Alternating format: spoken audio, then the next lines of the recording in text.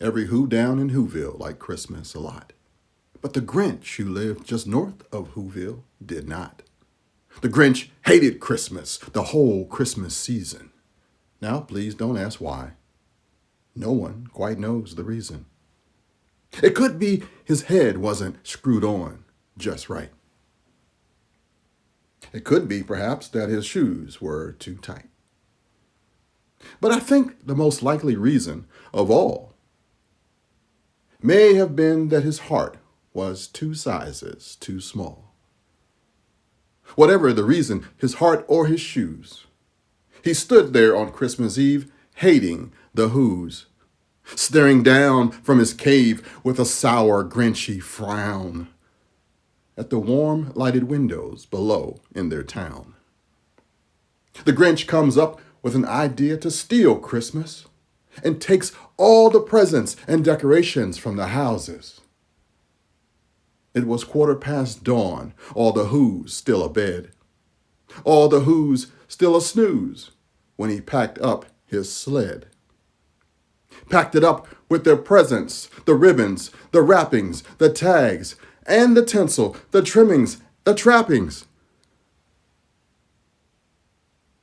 3,000 feet up the side of Mount Crumpet, he rode with his load to the tip-top to dump it. Pooh-pooh to the Whos, he was grinchiously humming. They're finding out now that no Christmas is coming.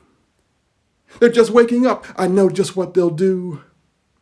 Their mouths will hang open a minute or two. Then the Whos down in Whoville will all cry boo-hoo. That's a noise, grinned the Grinch, that I simply must hear.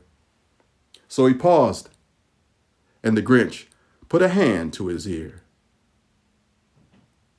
And did he hear a sound rising over the snow?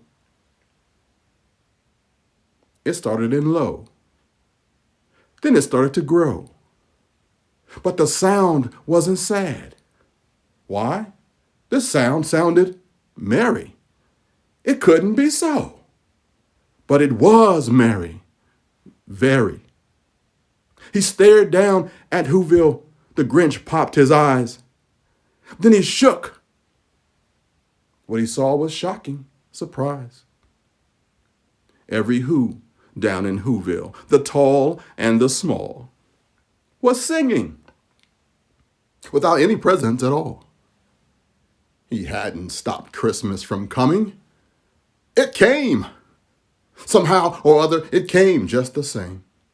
And the Grinch, with his Grinch feet ice cold in the snow, stood puzzling and puzzling. How could it be so? It came without ribbons. It came without tags. It came without packages, boxes, or bags.